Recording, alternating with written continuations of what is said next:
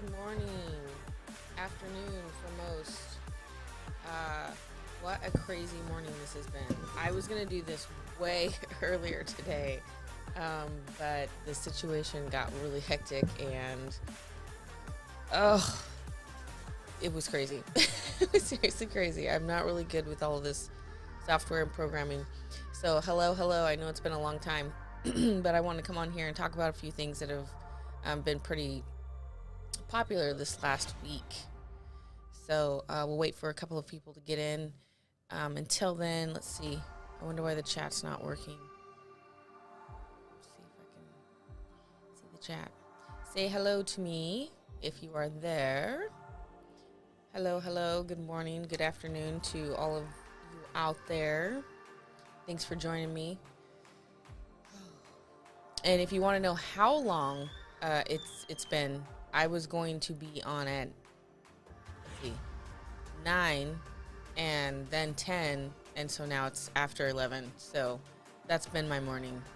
It's been crazy. Tears, things breaking down on me. Crazy. Super crazy. Anybody in the chat?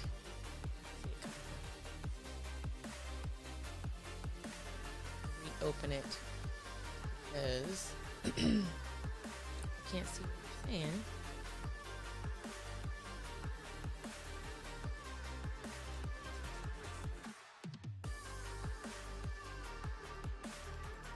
There you are. Hey, Yvonne from Mississippi.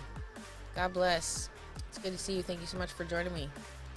I know some people are going to be on BCP's. Which stream do I watch?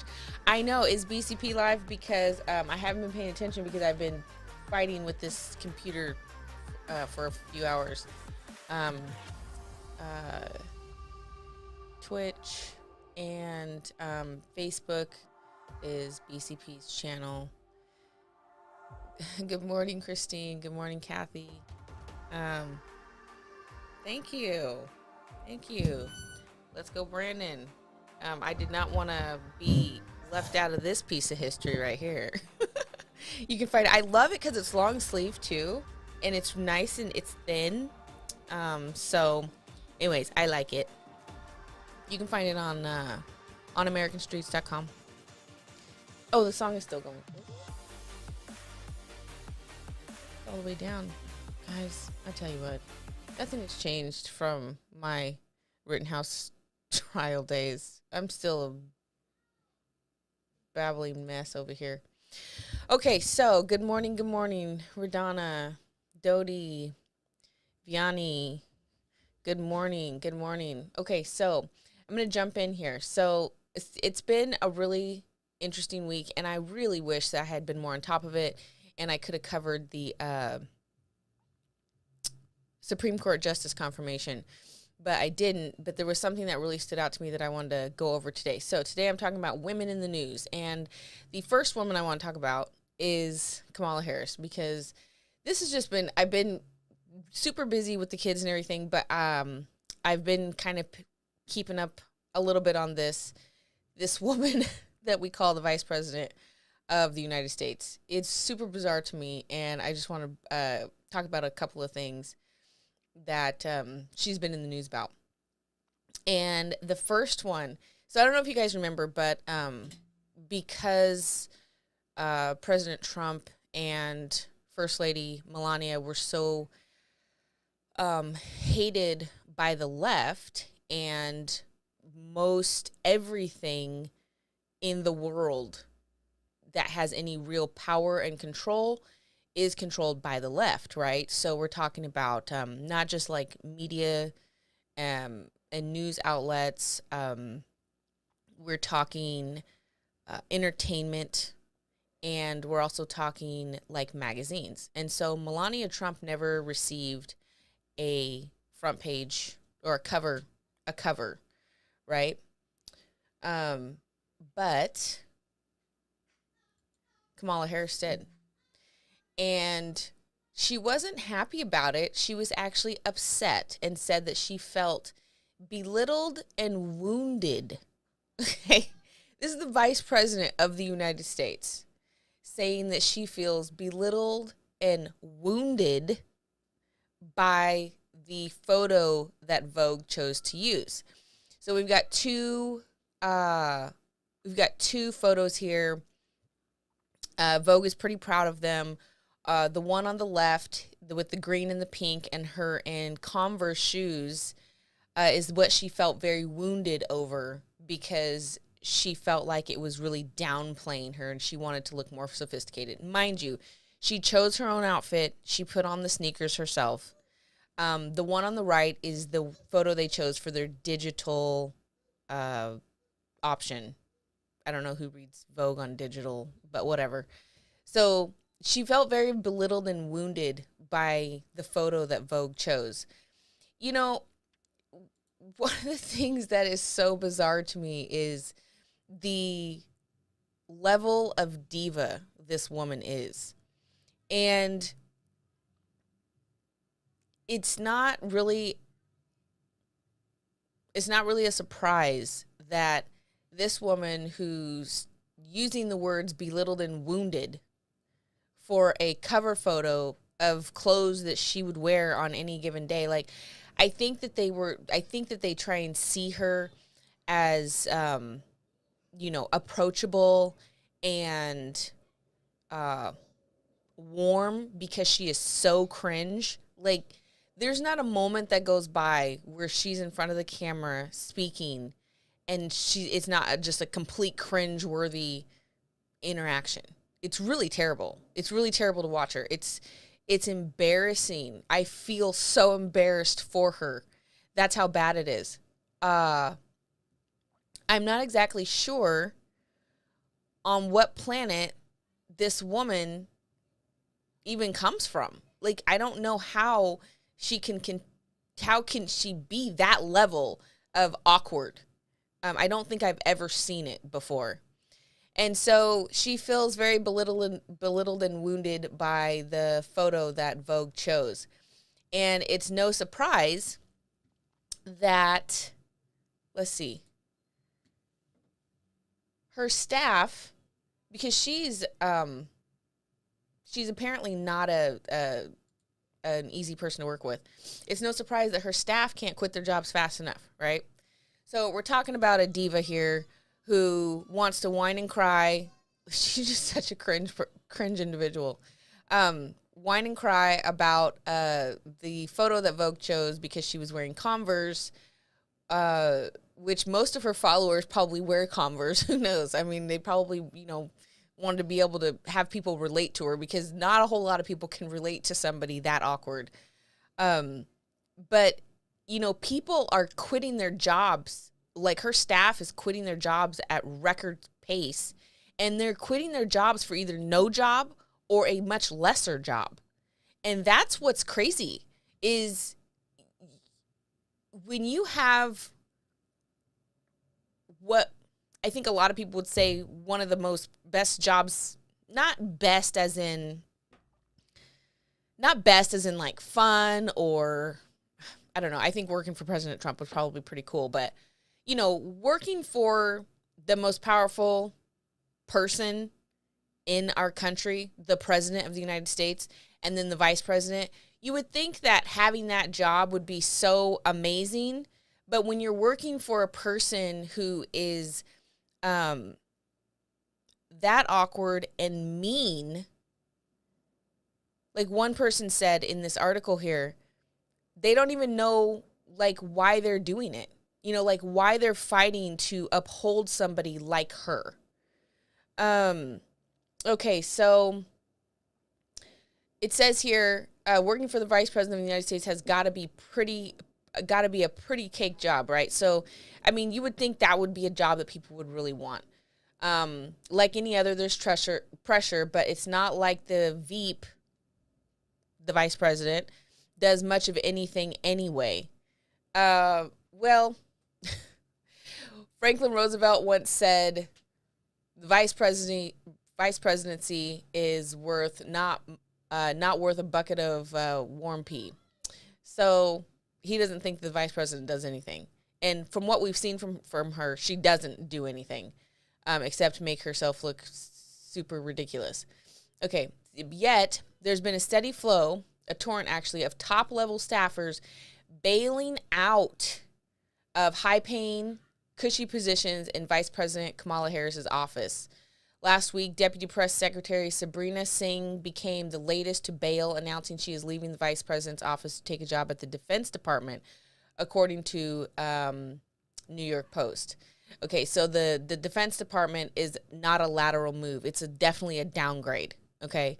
So, again, people are downgrading their jobs, and it goes on to say that Ms. Singh is at least the 9th key official to depart the VP's office since last summer, joining Director of Digital Strategies, the Director of Advance, Deputy Director of Advance, Communications Director, Chief Spokesman, Director of Press Operations, Deputy Director of Public Engagement, and Speech Writing. Oh my gosh, can you imagine having a team? But wait, as this column was being written, which was on March 23rd, a 10th staffer bailed. National Security Advisor Nancy McEldowney is to leave Ms. Harris's office, and of course she handled Ukraine and Russia. Good timing. It's not like they're moving up to the White House or some high-level gig, right? So Mr. Evans, for instance, quit in January to take a new job on Capitol Hill. But Joyce Beatty, which is headed by Joyce Beatty, but Miss McEldowney didn't even bother making an excuse and doesn't even have another job. She just said she's leaving over some pressing matters. Okay, so she hasn't even been in office for 2 years, and 10 of her staffers have decided to jump ship.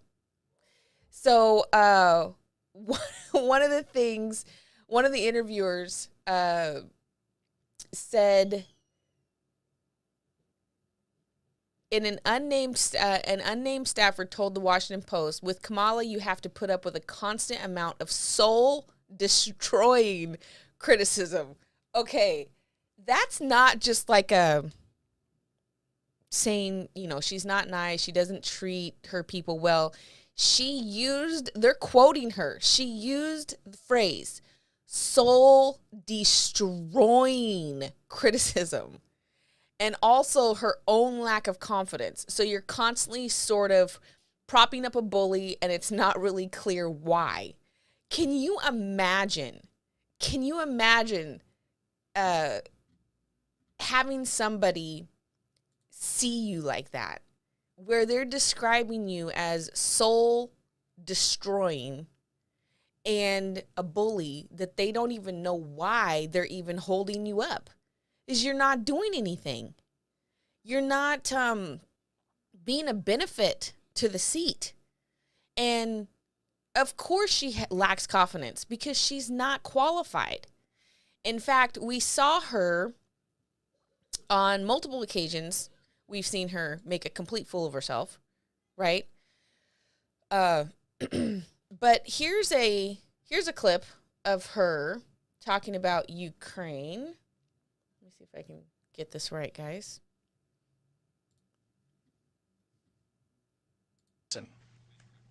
So I will say what I know we all say, and I will say over and over again. The United States stands firmly with the Ukrainian people in defense of the NATO alliance. Now note, she said in defense of the NATO alliance. Problem is, Ukraine is not in NATO. Okay, so that was kind of the first thing that happened. Not the first thing, but she implied that she thought NATO was, or Ukraine was part of NATO. Like, okay, so for anybody who doesn't know what NATO specifically is, it stands for the North Atlantic Treaty Organization, right? And so it's a collective military and political alliance signed, April of when? 49? April of 49? Yeah. April of 49. Okay. After the World War II. And okay, after World War II, and it's comprised of 30 countries, 28 from Europe area, and 2 North American. Okay, so they also have there are 3 countries, I believe, that are aspiring partners. So what they have is like membership, where people can apply to become part of NATO. Ukraine is not. So what's funny is beware of Wikipedia. So I went to Wikipedia and I was looking up NATO. And after this happened, this was updated right after Kamala made these statements. And Wikipedia added Ukraine, because there's 3 other countries I can't remember off the top of my head that are actually aspiring participants, right? Ukraine is not one of them, but Wikipedia added them to the aspiring participants, and they are not aspiring participants. And so Wikipedia, like all other left media or education or resources, are trying to prop her up as well. When she doesn't know what she's doing. She has no idea what she's doing. She has no idea. She's not qualified for this position in any way, shape, or form. She doesn't have anything valuable to add to this position. So these are the 30 countries that are currently part of NATO. And you'll notice that Ukraine is not on there. And they are also, here's the, if you can see that, NATO also has what is called the Membership Action Plan. It helps aspiring members prepare for membership and meet key requirements by providing practical advice and targeted assistance. Ukraine's not even, Ukraine is so corrupt, it's ridiculous. They never would have thought to use NATO and Ukraine in the same sentence before this all happened, before this war broke out. I'm trying to see if I can find the other countries that are currently, but that doesn't matter. This is the kind of stuff. So this is the kind of stuff that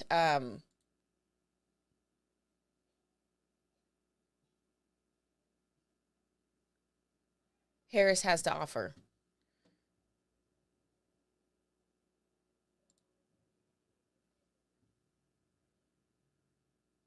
Why does this look like this? I'm sorry. Here we are again. Here we are again.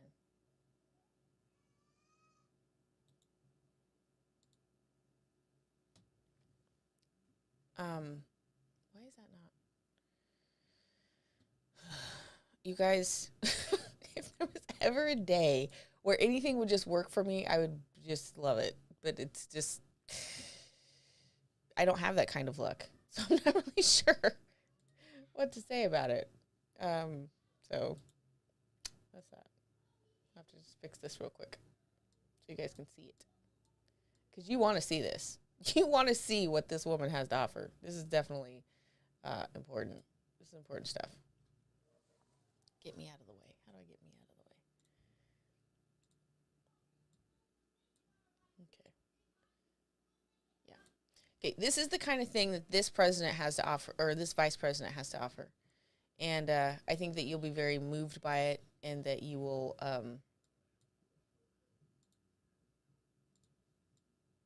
feel a sense of encouragement and make you all warm and fuzzy inside. Okay? So get ready. This is what this vice president, the first woman, let's just stop there real quick. Let's not even take into account her race. As a woman, this is embarrassing. As the first vice president or president of the United States, this is not what I hoped for. But this is what we got right here. Ready? Boom. within the context then of the fact that that window is still opening, although open, although it is absolutely narrowing, but within the context of a diplomatic path still being open. What? What did she say?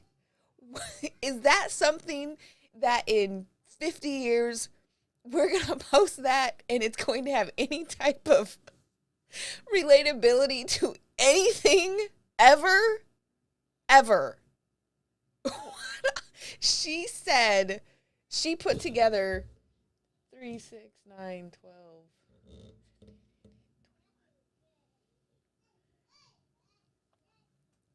She put together 32-ish words and said absolutely nothing. Absolutely nothing. I can't even with this woman.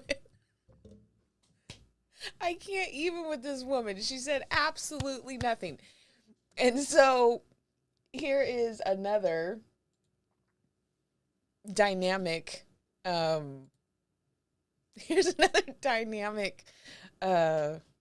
showcase from this woman. I'm sorry. This is just amazing to me. Absolutely amazing. I mean, it does explain her obsession with root causes. We are focused on addressing both the acute factors and the root causes. The root causes. After taking a leadership role on root causes, the actual root causes. Invest in the root causes. The overall issue, which is root causes on the root causes. You can't just react to a problem without solving it at its roots. At its root.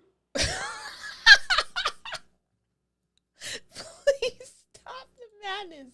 Please just stop it all. Stop right now. Stop right now. How is anybody taking this woman seriously? How is anybody taking this woman seriously? She is a full basket case. And so she has said multiple times that she's not being used. Her potential is not being used. She doesn't want to have anything to do with Central America. She wants to be more involved with the Nordic countries. And if you ask me, that sounds really white. She doesn't relate to anybody that looks like her whatsoever. She cannot relate to anybody who looks like her. She wants to be sent over to Europe, and she doesn't want to have anything to do with Central America because that's not where her strengths are. She has so much potential, and she's just not being used to her abilities. And so she wants to go hang out in Europe with the Anglo-Saxons because for whatever reason, that's who she relates to, because she's not the first black female president or whatever. The fact that they used her race to hold her up is so stupid. It just further shows how stupid that is. She hates that Biden is racist. She called him racist during the primaries, and she still believes he's racist. They do not have a good relationship, and yet she wants to hang out with Europe and abandon Central America. This does not make sense. It does not make sense to me at all. But what's even more sad is that the left really holds her up. And I'll never forget what that staffer said, that, you know, they're really propping up a bully and they don't have any idea why they're doing it. And that's just the thing. The left will prop anybody up regardless of what they're doing or not doing. And so that brings me into the next topic I wanted to bring up, which I so should have covered, the Scoutess Supreme Court Justice confirmation, Ketanji Brown Jackson. This has been such an interesting confirmation. I had never even seen or heard of a Supreme Court justice confirmation until Kavanaugh. It just wasn't something that was ever on my radar. It wasn't something that was as publicized, I don't think. And maybe it was, but I just wasn't there watching it. But it's been very interesting to me, and a lot of it is really a circus. It doesn't seem serious to me. I have a problem with how emotional and political everything has become. Literally everything. And so it's hard for me to take some things serious. Now, I want to start off by saying there's not a day ever that I will be considered for a Supreme Court justice. So my views and analysis on this, because some people are not going to like what I have to say about this, but my views and analysis on this are coming from a place where I will never understand what it takes to sit as a judge and take on the weight and the burden of the things that they do. And so as I go into this, keep in mind that this is not, I think that all of the people who sit on the bench have qualifications. And I'm going to start with that because it's really important that we put this into perspective and step outside of what the left is so good, and really the crazy right too. A lot of people do this. They lose perspective and we put ourselves above something that maybe we don't fully understand. Okay, so I'm going to try and put this into perspective. Okay. Let's talk about what the requirements for being a Supreme Court justice is. There are no explicit requirements in the U.S. Constitution for a person to be nominated to become a Supreme Court justice. That doesn't mean that's what confirmation hearings are. That doesn't mean they're going to be a Supreme Court justice, but you don't have to have any qualifications to be nominated. No age, education, job experience, or citizenship rules exist. In fact, according to the Constitution, a Supreme Court justice does not need to even have a law degree. So keep that in mind, okay? Because if you really believe in the Constitution for 1 and 2, you've got to believe in the Constitution as a whole document, okay? And so this is what it is when it was written. This is what is in or not in the U.S. Constitution. Now, we saw this a lot with the election of President Trump, in that people have preconceived ideas about what someone should be. And if you remember correctly, a big argument against President Trump was he's not qualified, he's not presidential, okay? Because we now have, after all of these years, right, we now have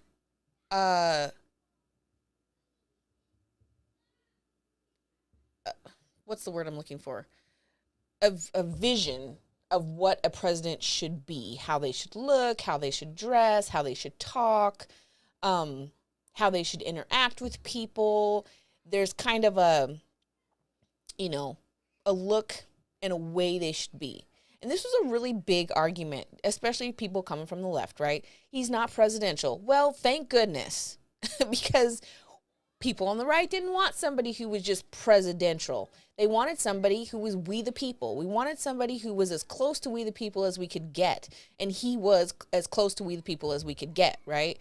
But we the people is really me and you. We're we the people. We're a lot of times broke, living paycheck to paycheck.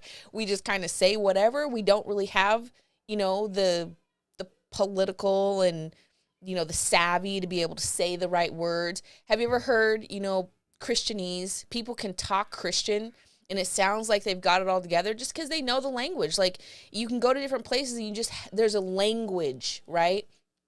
And so President Trump didn't have that language, and I loved that about him. He wasn't just saying, repeating, regurgitating all that same stuff that you would hear from many politicians. It's the same old regurgitated stuff. So the Supreme Court was established as a body in Article 3 of the Constitution, signed in convention in 1787. Section 1 describes the roles of the Supreme Court and lower courts. The other two sections are for the kind of cases that should be examined by the Supreme Court.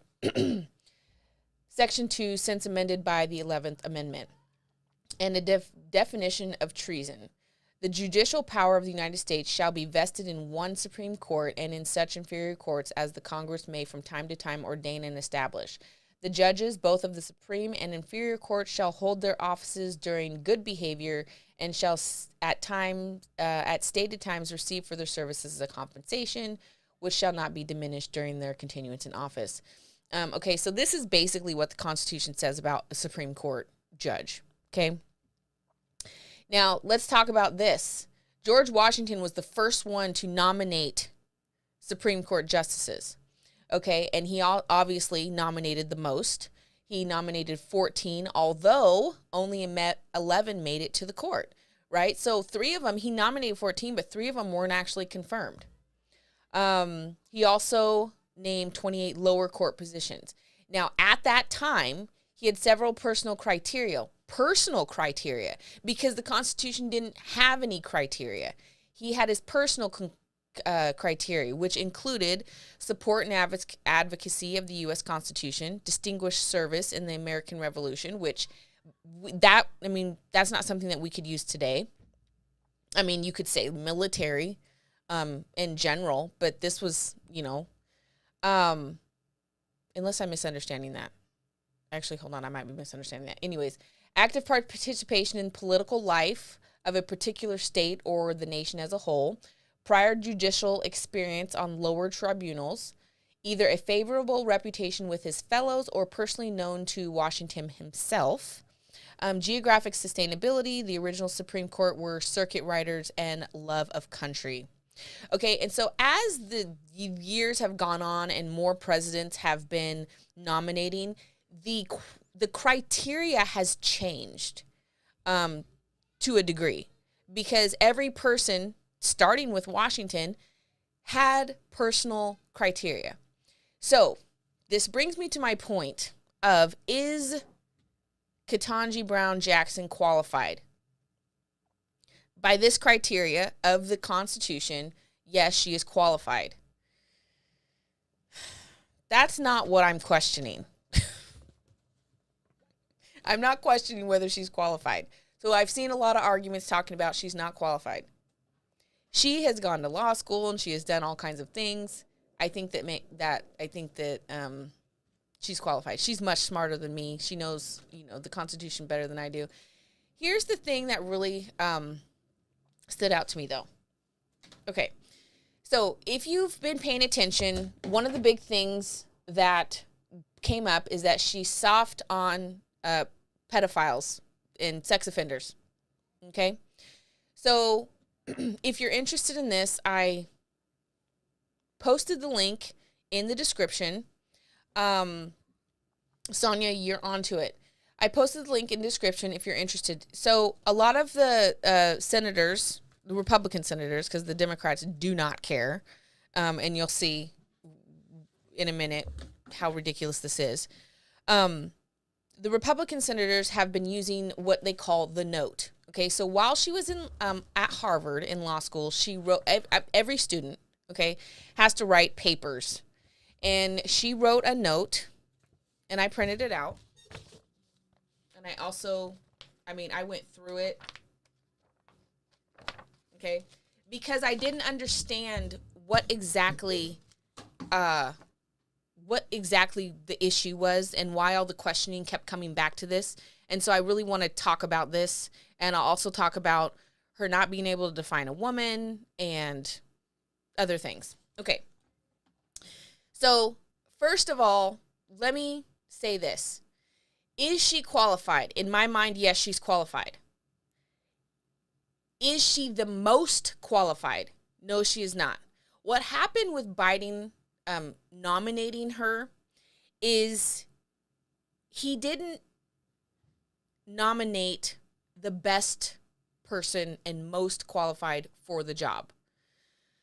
What he did was chose a very small group of people based on their skin color, and that's how he chose someone out of that. And then he probably chose who he thought was the best out of that small group of people.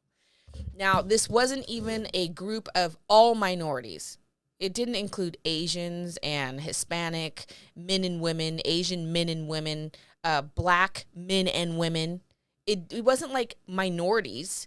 It didn't have any, Pacific Islander in there. There was no other minority except for black women. And that is wrong on every level. It was an entirely racist way to choose someone for the Supreme Court justice. Okay, so here's this document, which is called the note. The note. Boom, boom, boom. Some people will make you pay for this, but like I said, I put the link down in the description box, and you can get it for free. You can just download it.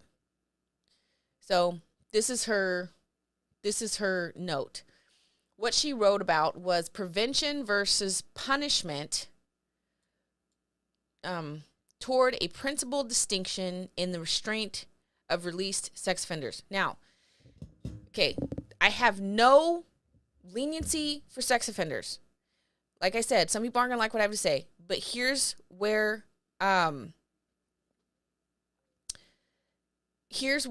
you need to take a step back out of your emotions and just listen to what I'm saying. And if you can't make it through, that's fine.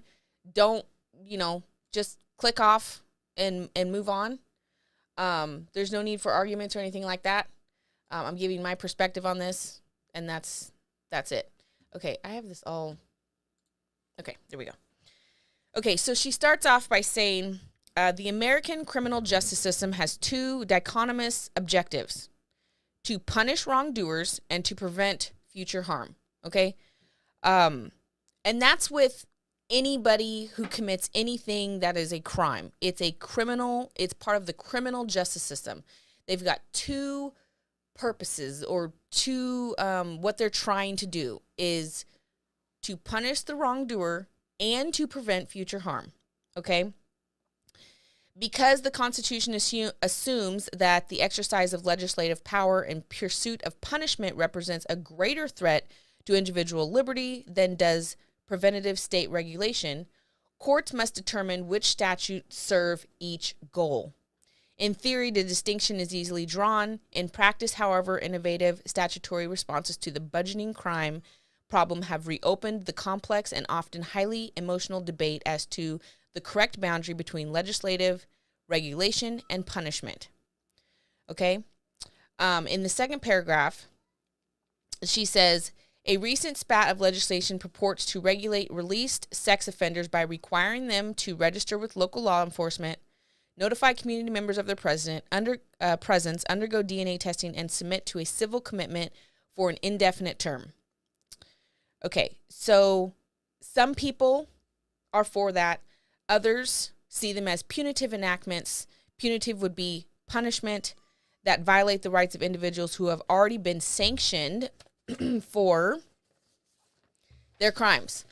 Okay, so what she's saying there is, if you commit a crime today, in 2022, March 2022, and you are convicted and you are sentenced and you receive your punishment, and then in March of 2044, they've decided for different punishment, do you now have to serve or engage with the punishment 20 years down the line? Does it go retroactive? Okay, keep that in mind as we move forward. We're trying to characterize preventative versus punitive, and the courts have been unable to devise a consistent, coherent, and principled means of making this determination. Her point is that she wants the courts to devise a system to consistently determine whether the new laws are punitive, meaning punishment, or are they preventative? Okay? And the United States has an issue with the jail system being creating criminals. It doesn't, or they're either creating criminals or they're creating better criminals, right? So there's not much rehabilitation going on in our prison system. What's happening is it's creating monsters who come out unable to rejoin society productively. They commit more crime, better crime, because they've been committing crime while they're in there because they've been severely tortured and such things. There's not a whole lot of rehabilitation going on. Okay. In part 1, so she's got several parts in here. In part 1, she outlines the range of sex offender statutes currently in force in several states. Part 2 examines the prevention punishment jurisprudence that has developed both in general and in relation to specific sex offender laws. Part 3 argues that current attempts at differentiation in the context of sex offender legislation are misguided. And Part 4 offers a more principled basis for determining how sex offender statutes should be characterized. And this note maintains that even in the face of understandable public outrage, she makes note that obviously there's public outrage. Sex offenders, okay, we'll go into that in a minute. Over repeat sexual predators, a principled prevention punishment analysis evaluates the effect of the challenged legislation in a manner that reinforces constitutional safeguards against unfair and unnecessary burdensome legislative action. So, state legislatures, says here, these days, which it's not just state legislatures, it's most people, okay, these days have little tolerance for sex convicts. This is true for the most across the board until just recently. And we've seen the left really hold this up in a very disturbing way.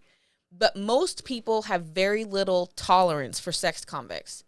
I mean, we're talking about something that is a very vulnerable crime, and a lot of times it's against children, which anything that has to do with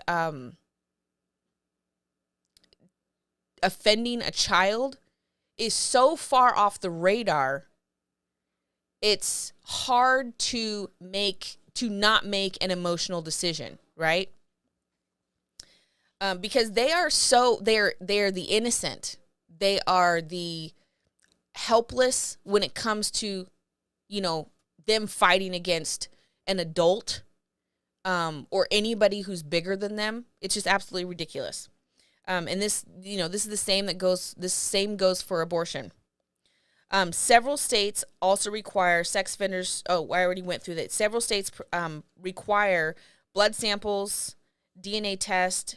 They're screened and filed in the state's criminal justice bank because investigations of murders and sexual offenses are likely to yield the type of evidence from which DNA, that's here, testing and civil commitment.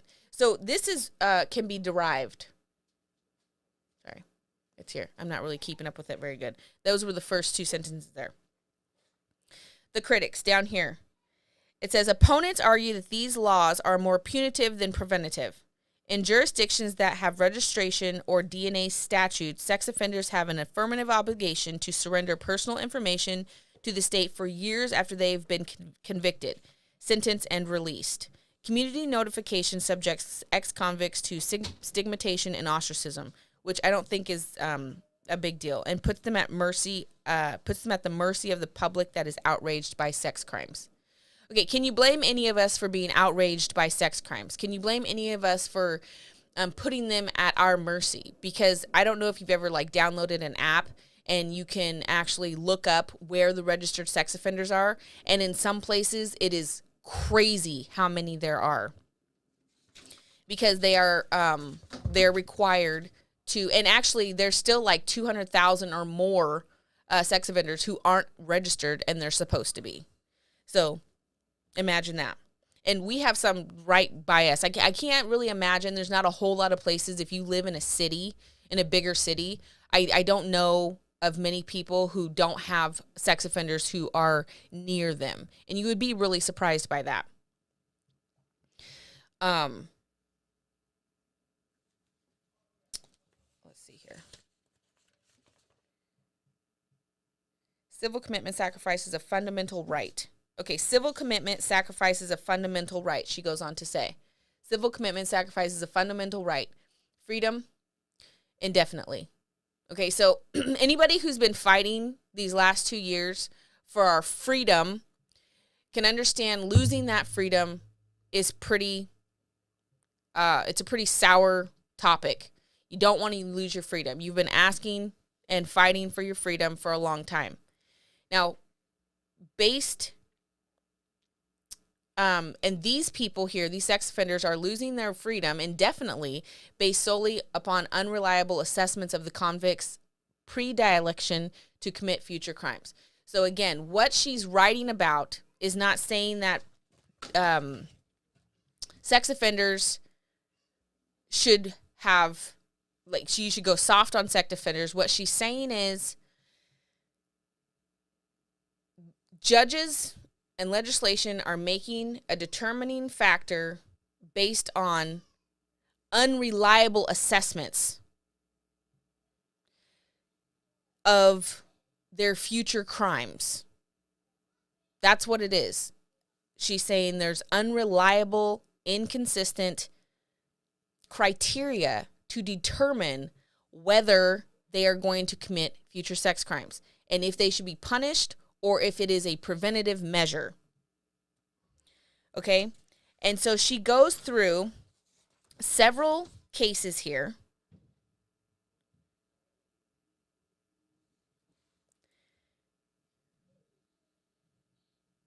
In Part B, she starts off by saying, although states generally may regulate individuals, even criminally culpable ones, for the good of society, the U.S. Constitution places formidable constraints on each state's ability to punish its citizens.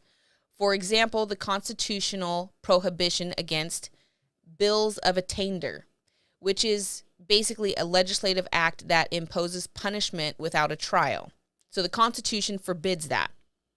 Well, they're not really following with this. That goes outside this. Similarly, the Constitution prohibits ex post facto legislation, including legislative enactments that impose new punishments for old crimes. So the Constitution is written, one, to forbid legislation that imposes punishment without a trial, and also that prevents legislative enactments that impose new punishments for old crimes. Basically going back and saying, okay, well, you committed that crime, we've got new legislation, and so you have to endure this punishment as well. What I want to point out here is that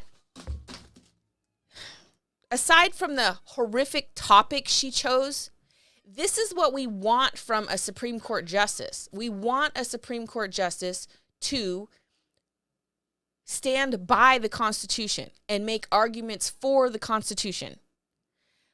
Again, she chose a ridiculous topic on this.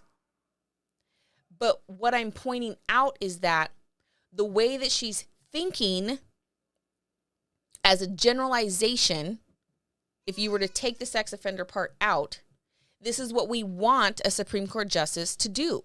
We want them to keep referring back to the Constitution and stand by that. So right now, as it is, she's seeking a more consistent and less emotional way of determining punishment versus preventative. Like what I've said before, and this is why. Okay, so here's the 3 cases that stand out to me. In Rise versus Oregon, 1718. This case right here. In Rise versus Oregon, I'm going to jump down to where it starts at felons. Felons subject to the law. Okay, hold on. No, I'll start at the beginning. The Ninth Circuit upheld an Oregon law requiring convicted murderers and sex offenders to surrender blood samples for the state's DNA bank. Okay? Felons who were subject to the law brought a lawsuit alleging that the forced blood submissions violated their alia, the constitutional prohibition against ex post facto punishments, meaning these people had already, these felons, had already committed the crime, endured the punishment, and whatever. Now this new law came into play, and it was retroactive.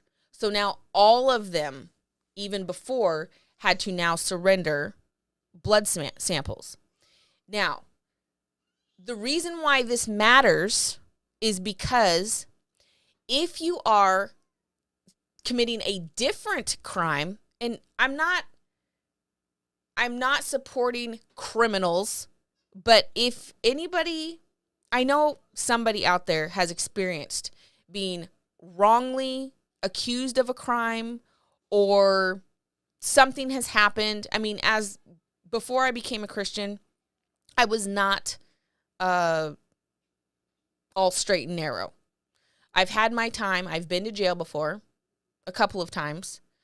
I've had my period of time in life that wasn't, like I said, straight and narrow.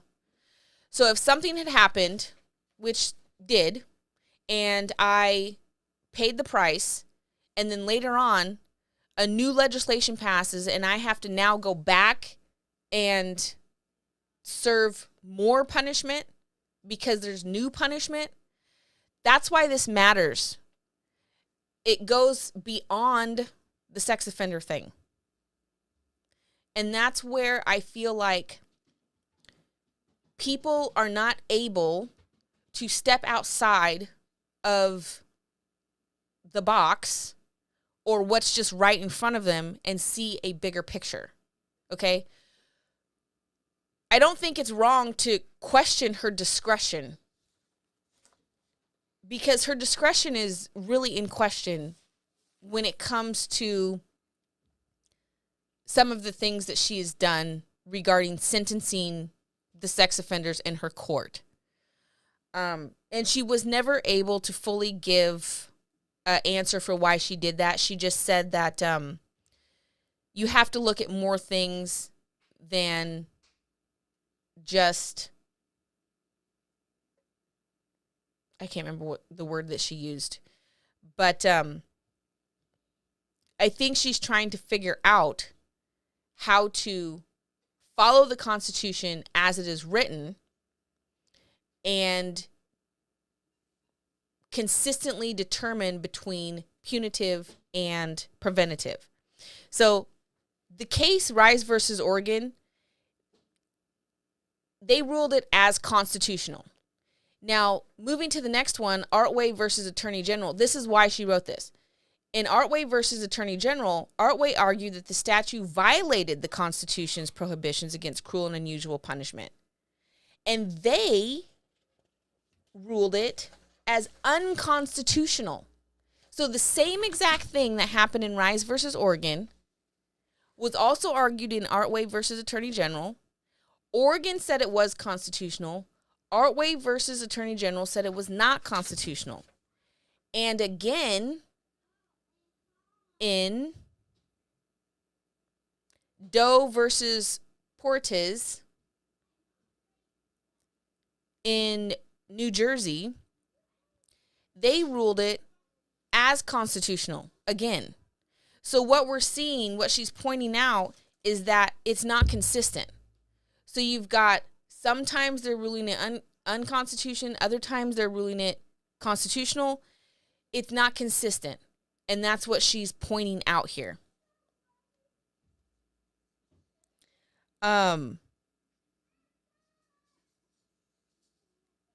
What's happening is, because of the criteria that they're using, each judge is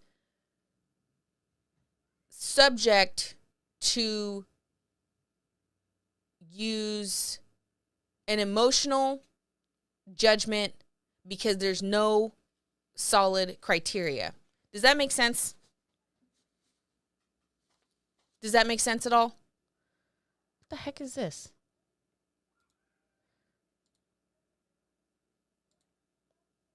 Okay. So this goes 18 pages long, but what I wanted to point out is that she may not be the most qualified, but since she's going to be confirmed, because I can't remember the last time a Supreme Court justice wasn't confirmed, we've got to stop treating every single person who's not on our side the way that they treated Kavanaugh and Amy Coney Barrett. It's ridiculous, because she's going to be a Supreme Court justice. She's not going to be confirmed. She may not be the most qualified, but if we can see what she's doing, and that she is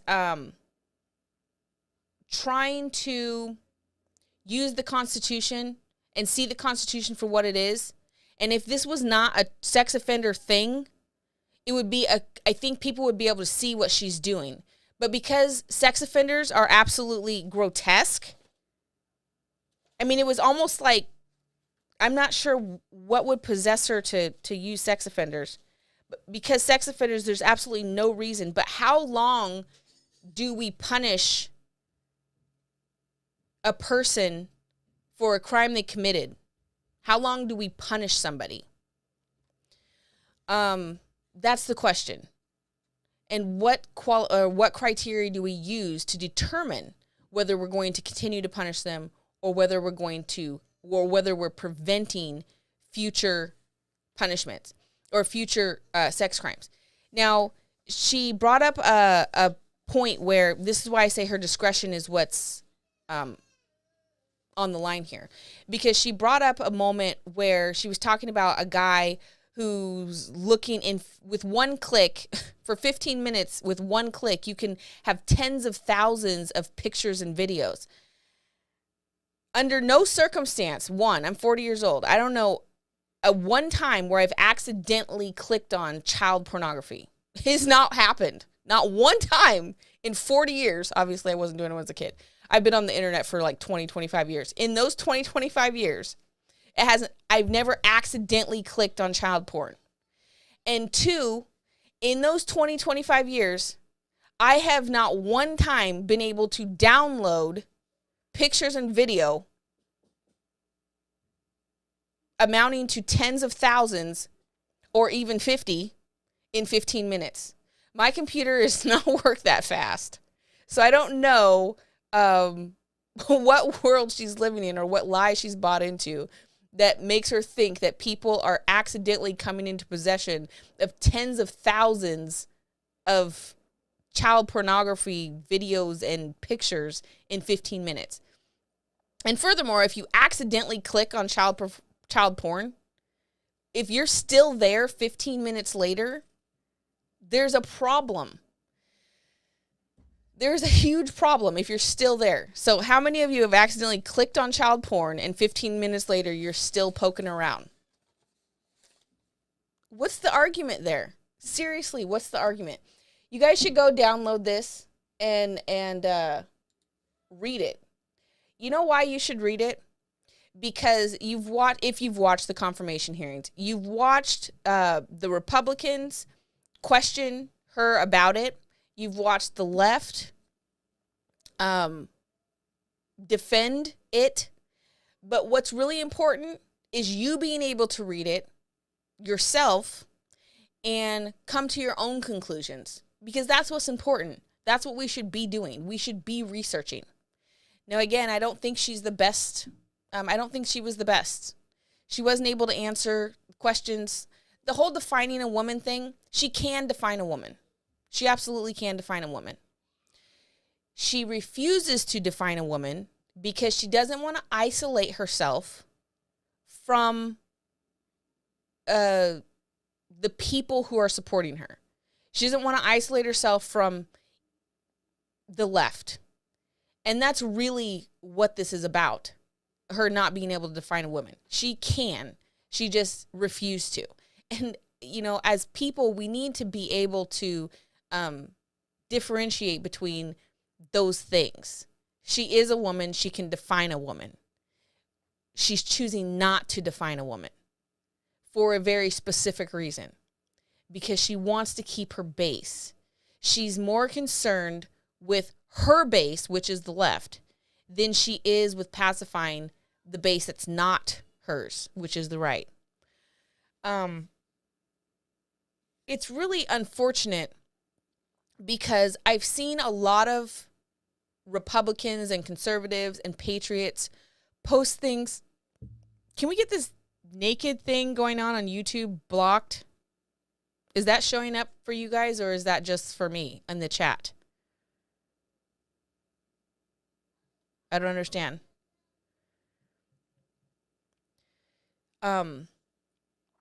She's happy to be labeled as the first black woman, but you know what I really despise and is really grotesque to me is Cory Booker sat for over 2 minutes and praised her for how hard or how much she's gone through to get there and how much he understands and this and that. He is a black man who is praising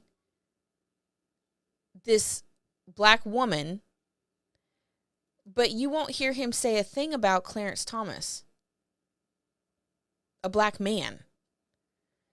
So he relates more to this woman than he does even to a man. He's a beta. He is a horrible person.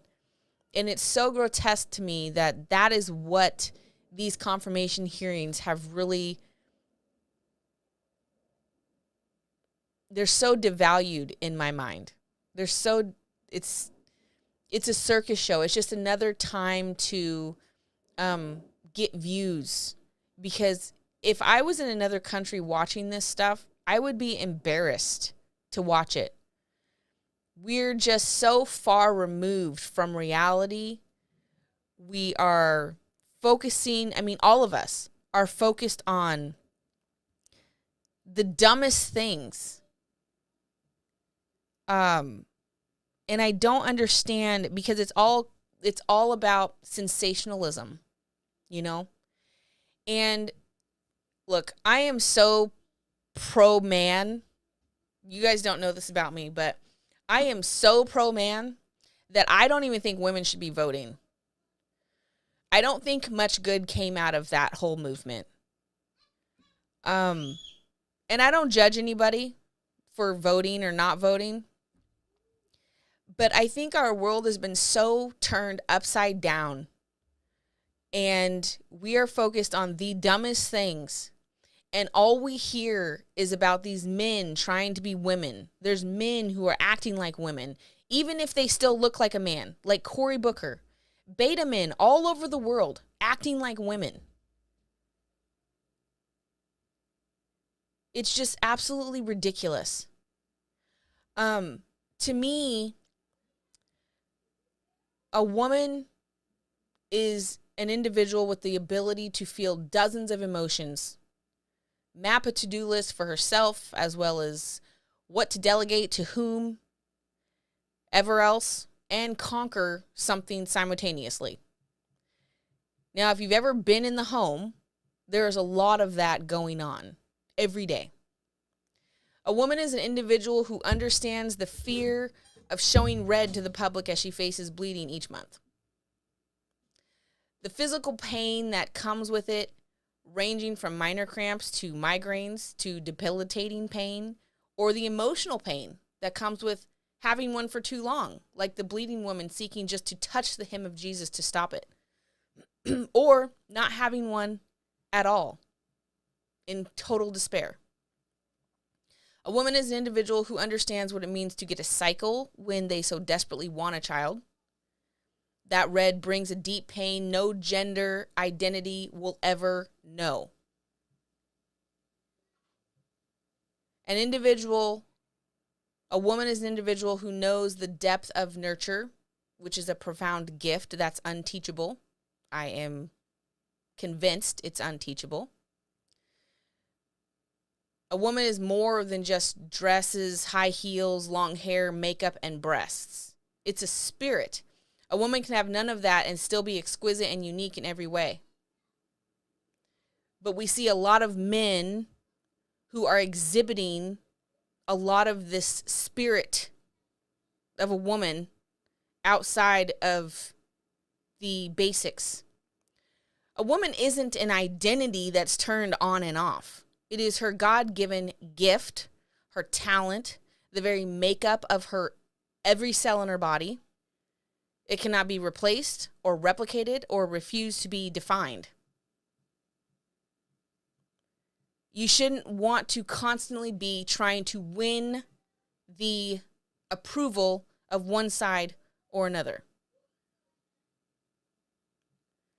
It's ridiculous to me that we are so focused on an identity when womanhood is not an identity. It's the very makeup of a person. But there is a spirit of a woman that is warped like everything else in this world.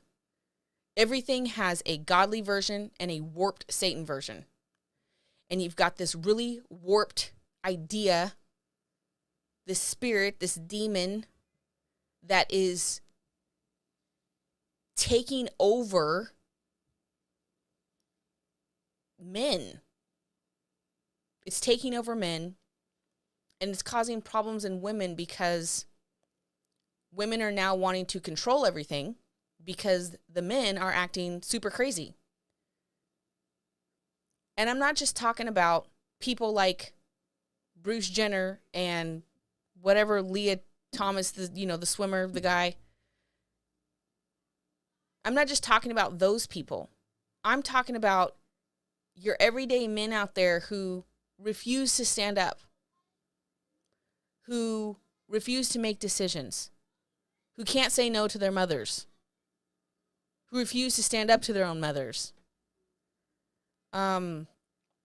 People like Cory Booker, Mitch McConnell, all of the rhinos. They have this really warped, disgusting spirit that is not the true godly woman because it can't be replicated. It can't be replaced. But it is masquerading around, and it is weak. And it is disgusting. And it's disturbing to me. So we've got women in the news, but it's not just the women who are women. It's this warped spirit that is plaguing everything. And we need to be able to keep our composure and step back and take a logical approach to things.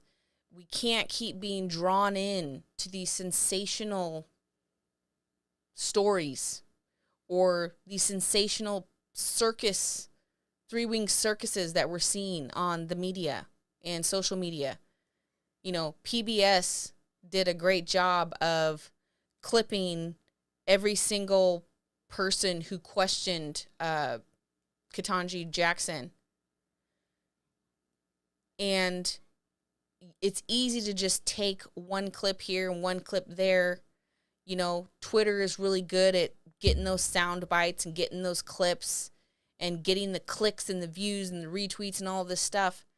And it's creating even more damage within the human psyche and across this country and across the world, because it's not just Americans who are affected by the warped spirits that are on this earth.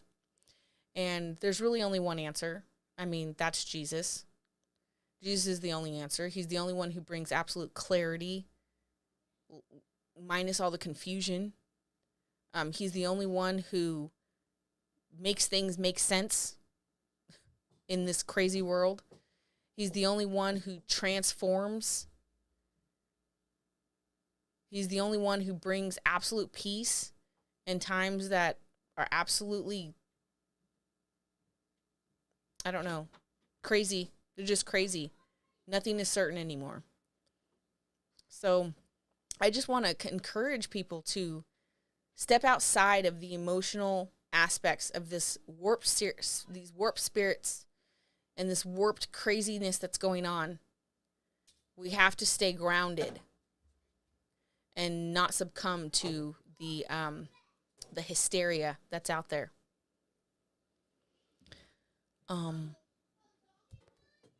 Okay, so let me take a look at some of the comments here.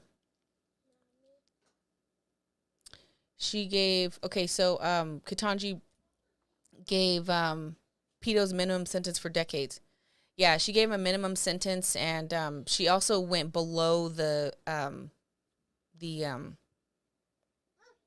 recommended range. Yeah, it was less than minimum, actually. She gave an 18-year-old 3 months when the recommended minimum was 97 months. What is that?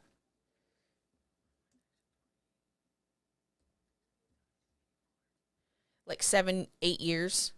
I think the recommended minimum was like 8 years, 8 or 9 years, and she gave the kid, well, he wasn't a kid, he was an adult, 3 months. So yeah, there's definitely something, and that's why I was saying it's her discretion that is in question for me. I understand why she's trying to keep her base while she's trying to make sure the left knows she's left. But she's not, I can tell that she's not your typical or average Black Lives Matter person. She was raised to work hard. She was raised to work for what she wanted. So although she may succumb to some BLM stuff, she's not your average BLM person. She's going to be, well, I guess she won't be much different than, well, I don't know. I haven't seen her character. I haven't seen her. So she's not going to define a woman, but I don't know if she'll be as nasty as people like Maxine Waters. You know what I mean? I don't know how that would look. She seems a little less, or Christina said she's a Marxist. Well, I wouldn't be surprised. But as you can see is, the attack on children has been since the beginning of time. I mean, people were sacrificing children. Like, not just, well, I mean, abortion is sacrificing children too. They're literally killing them. But they were sacrificing children who were outside of the womb. They were sacrificing children and killing them. And I'm not saying that doesn't still happen today. I still have kind of a concern about that. I don't know if it's a conspiracy or a real thing. It's hard to believe, I guess. It's hard to believe that people would actually do that. But because it's been happening since the beginning of time, you know, it's not really much of a conspiracy if it's already been happening. I guess just in this civilized world, I guess, I would think that people are more civilized, but they're really not. So there's that. But the attack on children has been since the beginning of time. And we're talking about now in the modern times, you're not going to have somebody putting a kid on an altar, you know, in the regular world. There's some darkness going on, but in the regular world, you're not going to have people do that. But they do it in the abortion clinics, and they do it within the schools, and they do it within the healthcare system. So the attack on children is not a new thing. Lack of knowing who a man or woman is biologically is a no-go for me. Shows she's been swayed by liberal thinking and is not going to use common sense in her rulings. She knows what a man and a woman is. She just refuses to lose her base. No, you're getting the qualifications wrong. No, you're getting the qualifications wrong. Why she's not qualified. I don't know what you mean by that. It's crazy because she will be there for a long time. I know she's very young, Crystal. I agree. She's going to be there for a long time. And I think that, Supreme Court judges should have term limits. I mean, that's another thing that wasn't written into the U.S. Constitution. So, you guys, it's one of those things where the forefathers didn't get every single thing right. They weren't perfect, right? So they wrote out the Constitution to the best of their ability. But as time has gone on, there have been many amendments to it. And this is one of the reasons why, because things happen and then you have to make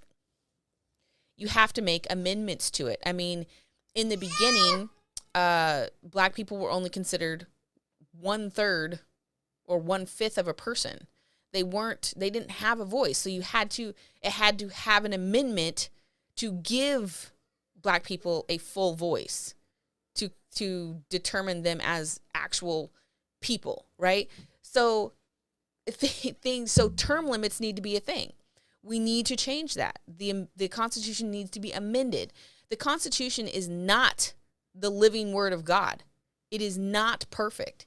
It's a good document. It's definitely got good bones, but at the same time, you can't depend on it as the gospel when it's not perfect. Things need to change. And in order for things to change, we're going to see crap happen, in the meantime. But term limits need to happen. She's going to be sitting on there for a really long time, as well as Amy Coney Barrett. She's very young, too. Kavanaugh seems to be fairly young. I mean, I don't know how young he is, but he seemed to be fairly young. I don't know what you would consider young, actually. I guess that would determine on what you consider young. But I think as far as the justice goes, I think 60 is young. Because if you're living until you're 80 years old and you're on the Supreme Court justice, or even Ginsburg, how old was she when she died? 90 or something like that? If she started when she was 60 or 50 and she was on there for 30, 40 years, I don't know. Let me look it up.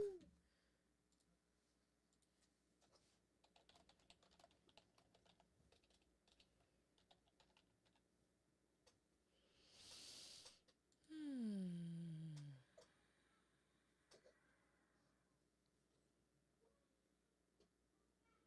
93 until 2020. So let's see. 20. So she was 27 years. And look how much damage she did in 27 years. So that's a long time. It's an entire 27 years is an entire span of work before you can retire. People are retiring after 30 years of working. And they're doing their job, and then they're spending another 30 years doing another job. So 1993, she was born in 1933.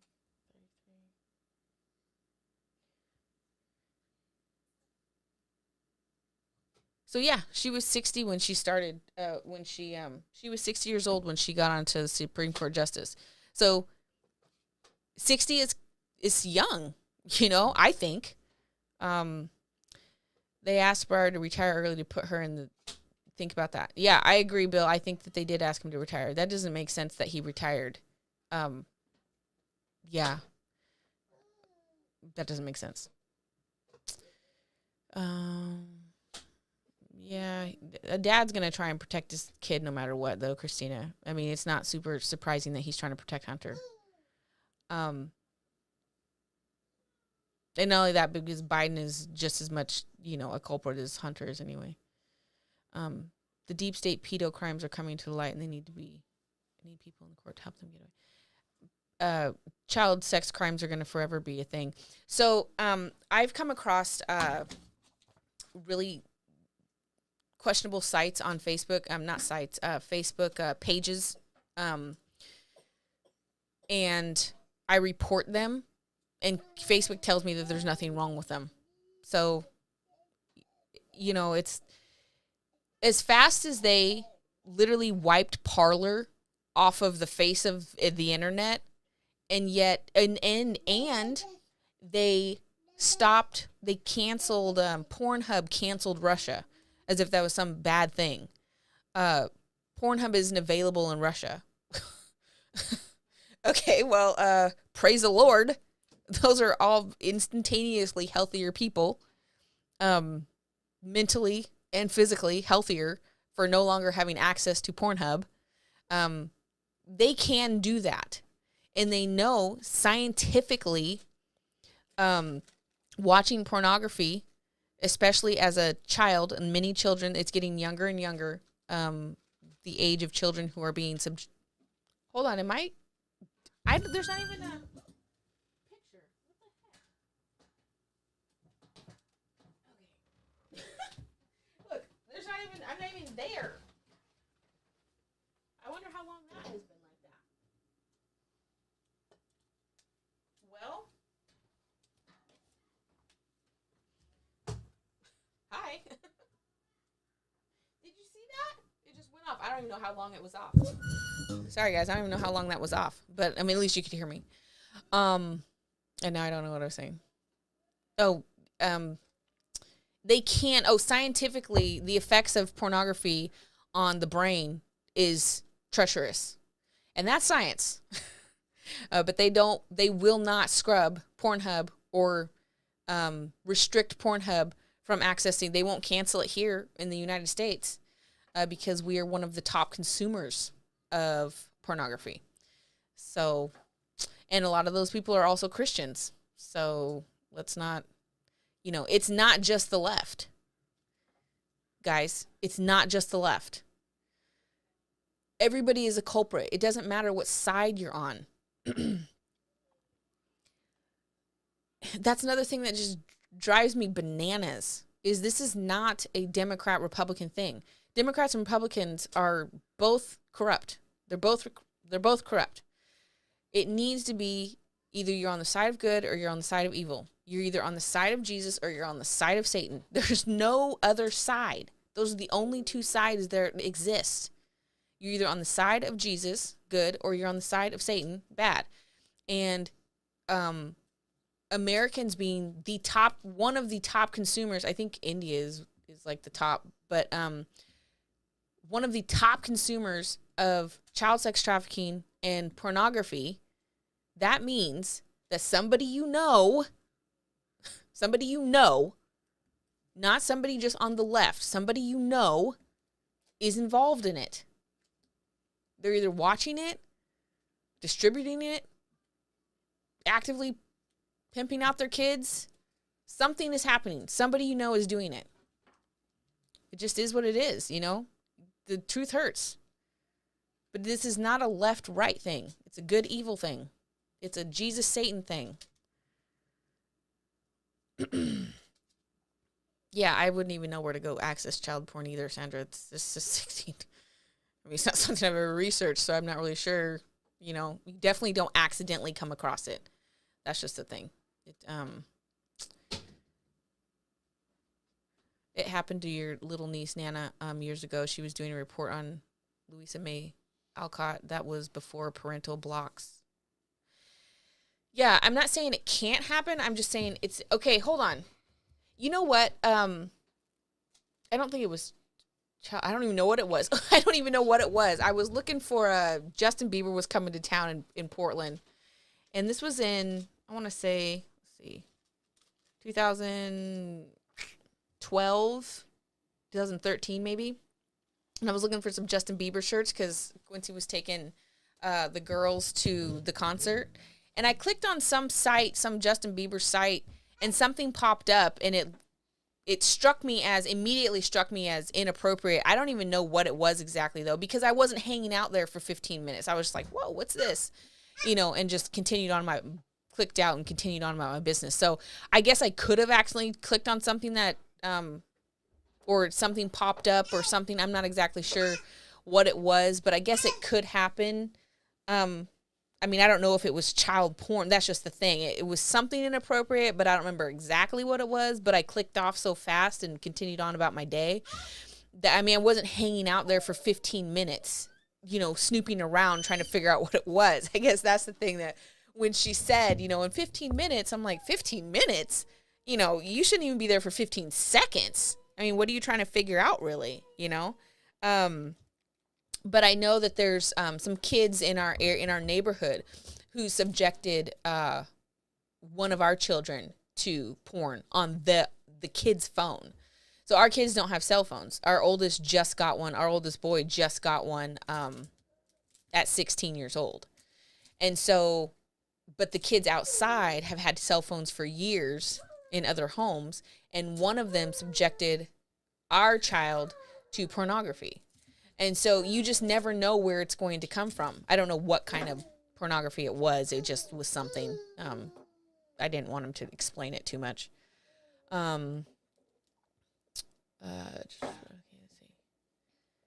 Praise and heap on her. It's just gross. Yes. I just vote what the husband tells me. So do I, Vianney. Can we go outside? Yeah, for a few. I just kind of vote what the husband tells me too. Satan twists everything. Yes, he does. It doesn't matter what it is. It can be something very simple. If it can be twisted, which it can, Satan will twist it, and he will make it something bad. It happens all of the time, because that's what his, he comes to kill, steal, and destroy, right? And so it's just crazy. And, you know, destroying our men is not a Russian tactic or a Chinese tactic or a whoever wants to, you know, take over our country tactic. It's not a Marxist tactic. It's not a communist tactic. It's a Satan tactic. Okay, so again, come back to what the real war is. Yes, people may be communists or, you know, dictators and fascists and all this other stuff, but the tactic is a Satan tactic. So you're either with Jesus or you're with Satan. There's no middle ground. There's no other group.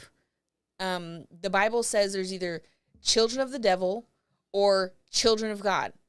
We are not all God's children. That's not how that works.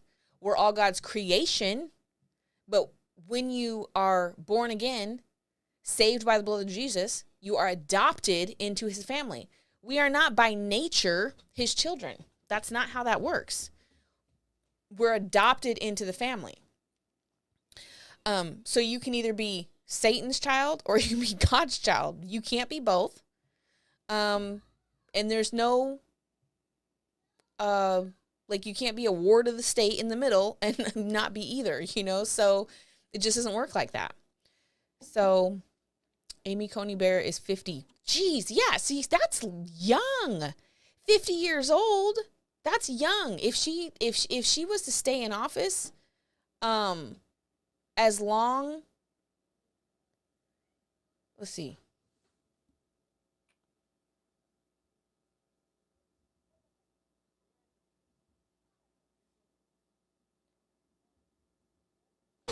Ruth Ginsburg was 87 years old, and she was in office for 27 years. If Amy Coney Barrett was in office for the same, until she was 87 as well, she'll be in office for 37 years. 37, as long as I'm alive. 37 years is a long time. I don't care if she's right or left. That's a long time. And not only that, but just because she started out right doesn't mean she's going to end right. She could change her views at any time over 40 years. 40 years? Tell me you're 40 years old and you've never changed your view on anything. I used to be a unsaved heathen, guys. I'll tell you what, my views changed. I started one way and I'm going to finish another way. So we can't just say, no. Sorry, the baby's about to unplug everything. Come here. About to unplug this whole thing. She's like, okay, enough, Mom. Just be done. On the side of having morals. Sorry, guys. I totally missed you telling me that you couldn't see me. Okay. Satan directs all of them. Yes, Satan directs all of them, whether they're on the right or the left. If Satan is your daddy, you're not going to do good things. Facebook says no one is here, but I am. Facebook's not very nice. Okay. She'd have great grandchildren. Yeah, she would. Yeah, she would. Come here. Come here. Come here. Good afternoon. Okay, so that was basically the gist of this this kind of summary of kind of what I was gonna say. Oh, here's baby coming to say hello and also goodbye. Let's see. She's got a messy face. She's been eating something, waffles or something. Got some syrup on there. Got some syrup on that face. You know what? This right here. This is good stuff. This is good stuff. So I want to try and come on Saturdays, Saturday mornings, not Saturday afternoons. But I want to try and come on Saturday mornings and just talk about a few of the topics that I found interesting over the week. I want to really try and desensationalize some of this stuff and just really encourage people to keep composure, think logically, think outside the box. Remember that there's only two groups, Satan and Jesus. You're either Team Jesus, Team Satan. There's no other option. In fact, I was actually looking up, because you'll hear a lot of people, you may have heard the argument about whether we're a democracy or a republic. And some people call it democracy, some people call it republic. It just kind of depends on your word preference. But we're not a direct democracy. We're a representative democracy, which means we're, both. We're a republic and we're a democracy. So it's like we have elected representatives, right? We don't have a direct democracy. We have people who we elect. Well, we try to elect anyway. We don't want to say any more than that. We try to elect the people that we want to represent us. So we're a democratic republic, right? So it's one of those things where some people believe in that democratic system. Some people believe in the republic system. I think that's kind of how we started with the two parties or whatever. I could be wrong there. I don't research everything. I try and research as much as I can, though. But anyways, I want to try and do this on Saturday mornings. Hopefully you enjoyed it. I know not everybody had, liked what I had, what I had to say, but I just want to desensationalize things. That's why I said the men are being possessed by the Jezebel spirit of Satan himself. We do not wrestle with flesh and blood. This is definitely spiritual warfare. Absolutely. You are either hot or cold. God does not like lukewarm. He spews it out of his mouth. As he says in his word, meaning you can't ride the fence. You are either a child of God or a child of Satan. Absolutely, Lori. Absolutely. There's no getting around it. And under no circumstance can a man have a child. I don't care what Google says. And if you think I'm playing, try Googling it. Google will tell you a man can have a child. So super crazy. Anyways, we're gonna get out of here. We have a baby shower to go to today. So we got another mama, not a birthing person. We've got another mama having her first baby. So super excited for that. And I hope you guys have a spectacular week. And you know what? If there's anything that you want to talk about on Saturdays, you can email me at jamie@franklyjamee.com. jamie@franklyjamee.com.